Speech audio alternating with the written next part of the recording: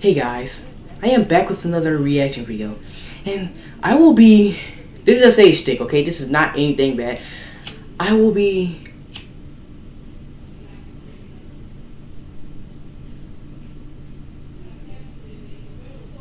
removing the negativity, hold up, from my room. Why does the fire keep going back in?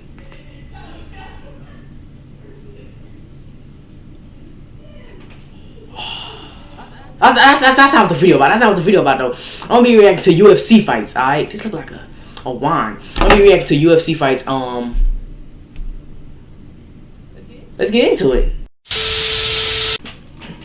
But look, as y'all can see though, I'm gonna be reacting to the top 10 most worst UFC fighters. Now look, I know there are some terrible UFC fighters, but you know, I don't know if there's any bad UFC fighters like that. Why is oil on my forehead, bro? I look crazy, bro. I look crazy. But look, let's get into the video. How's it going? Welcome back to Fight Focus. And for today's video, we'll be covering the top 10 worst UFC fighters of all time. Alright. What has made the UFC is the fact that it is a complete style of fighting. But credit can also be given to the amazing fighters that have helped the UFC grow over the years, such as Conor McGregor, George St. Pierre, and way many more. There are also some fighters in the UFC that are known for being really bad. Let's take a look. Okay, let's take a look. First up, Seth Petruzelli. This fighter has a UFC record of 0 wins and 4 losses. He was cast in the Fighter Season 2, but couldn't make it to the semifinals after losing to Brad Hines via split decision. He was then brought the following year to the UFC again, this time to fight against Matt Hamill, who won the fight by unanimous decision. He then went on to win outside of the UFC, so they decided to sign him up at UFC Fight Night 9, where he lost to Wilson Gouveia, who choked him out. 3 years passed, and the UFC decided to give him another chance in 2010 at UFC 116, fighting against Ricardo Romero. He once again lost via submission in the second round. He made his last appearance in the UFC at UFC 122, where Carlos So practically, he constantly gets his ass whooped. knocked him out via punches and elbows in the first round. We can point out that he doesn't have such a bad record. So you see, he won the first round. I'm gonna say that first round. As he managed to win it a couple of times in some other events. But obviously, he's top 10. He's just popping his bald head. Next That's all he doing, bruh.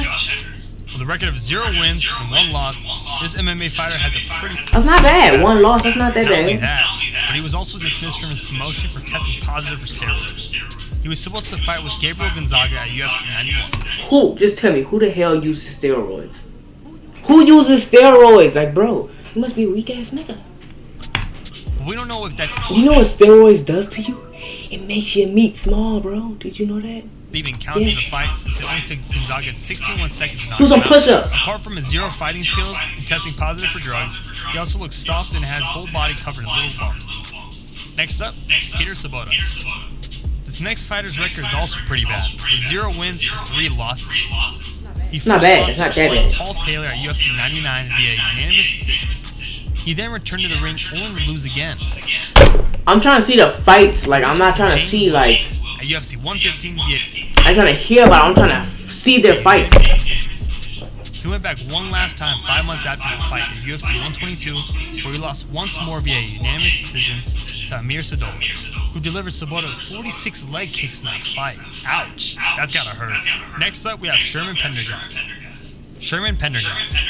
Don't never let nobody get you to the ground in UFC. Do not let anybody get you to the ground in UFC, bro. He was an American MMA fighter who had a record of 0 wins and 1 loss. He became very well known for that. In 2006 at UFC 65, since he was the first fighter in MMA history to be knocked. So what I hear, they're trying to not that good to me. Sadly, he passed away in 2012 due to colon cancer. Dan Lozon. Dan Lozon, also known as The Upgrade, became the youngest fighter to compete in the UFC at 18 years, 7 months, and 14 days. Yes, he is related to his better brother, Joe Lozon. I guess you can call him the UFC version of the Wahlberg brother. He made his first appearance in UFC 64 against Spencer Fisher, who knocked him out in the first round via punches, to the UFC at UFC 108, where he fought against opponent Cole Miller, who won the fight via submission in the first round. His last... I understand losing a few UFC fights, but not winning at least one? Like, Come on, His bro. appearance in the UFC was at UFC 114, where he also lost, this time to Efrain Esquerdo via unanimous decision in the third round. His UFC record ended up being 0 wins and 3 losses, and hasn't returned ever since. At that point, you just stretch. I understand, like, 5 losses and 2 wins or 1, you know. You can fight at least. I guess you can call 0? it a downgrade instead of the upgrade. Anyways, next up, Jeremy Jackson. The Scorpion, as he is nicknamed, is a 37-year-old American MMA fighter who went on to appear in the UFC twice. First at UFC 44 in 2000. Why are you at the wall doing that, bro? 3. I already gave him a lethal kick to the rib, like that, like lift up your foot at least. In the third round. Then he returned to the Ultimate Fighter 4 finale in 2006, where he lost it. I had that about 2. You ever been in one of those? It's not pretty, bro. He delivered a knockout that caused the Scorpion a neck injury. Not even a brutal fight, a friendly fight. Like it wasn't even a real fight. It was play fighting. Next up, Cole Escobedo. The Apache fought on the UFC 3 times and had a record of no wins and 3 losses. The first one was at What's the way everybody having no wins and 3 losses? Like, come on, bro. 130, where he lost to Henan Barao via unanimous decision in the Get out of my face. third round. The second time he lost was against Takeya Mizugaki at UFC 135 via knockout through punches. And the third and last time he appeared in the UFC was at the UFC on a Fox 1 event, where he also lost, but this time to Alex Caceres via unanimous decision in the third round. After that, he was released from the UFC, and Escobedo retired from MMA altogether in 2011. Jorge Santiago. Also known as the Sandman, 39-year-old Santiago entered the UFC in 2006 at UFC Fight Night 5 and won the first time, so he returned in UFC Fight Night 6. At UFC Fight Night 5 and won the first time, so he returned in UFC Fight Night 6, but this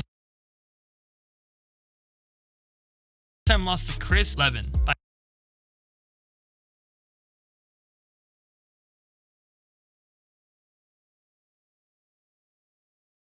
a punch and knocked him out in the second round. He ended up returning 4 more times to the UFC and losing all of them. At UFC Fight Night 7 to Alan Belcher via knockout. Then at UFC 130 a couple years later, also losing via knockout to Brian Stann. And at UFC 136 to Damian a couple years later, also losing via knockout to Brian Stann. And at UFC 136 to Damian a couple years later, also losing via knockout to Brian Stann. And at UFC 130 a couple years later, also losing via knockout to Brian Stann.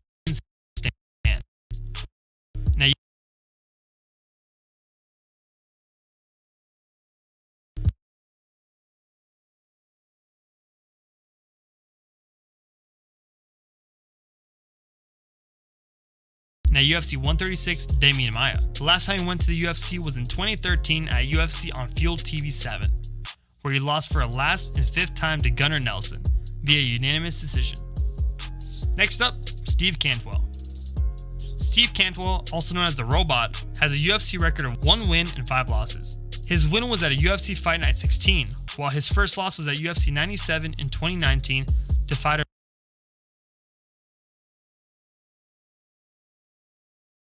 Louise Kane via unanimous decision in the third round. He then returned at UFC Fight Night 19, where he lost to Brian Stann, also via unanimous decision. And he also lost the last 3 times that he returned to UFC Live 3 to Cyril Diabate. At UFC 136 to Mike Masenzio, and finally at UFC 144 to Ricky Fukuda. Our 3 losses were due to unanimous decision. Next up, John Alicio. Last but not least, John Alicio.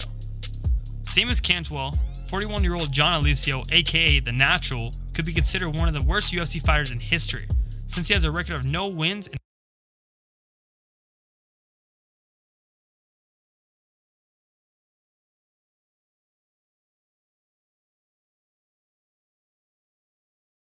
five losses. At least Cantwell had 1 win. His first appearance in the UFC was at UFC 26 back in 2000, where he lost to Pat Miletic.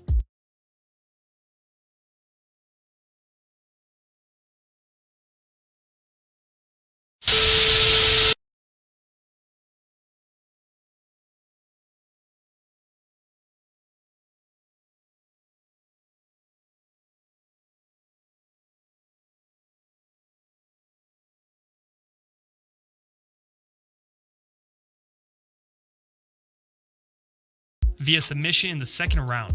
He then went back at it 6 years later at UFC 60, where he also lost to Diego via unanimous decision. That wasn't enough for him, as he returned some months later to fight against Thiago Alves, also losing via unanimous decision. He disappeared for some other 6 years, and then came back in 2012 to fight UFC 145, where he lost for the 4th time now.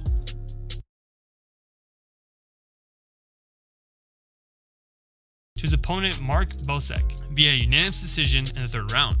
His last appearance in the UFC and 5th loss was at UFC 148 some months later, where he lost to fighter Shane Roller, also via unanimous decision in the 3rd round. No disrespect to any of these fighters, but these records are upon one of the worst we could ever find.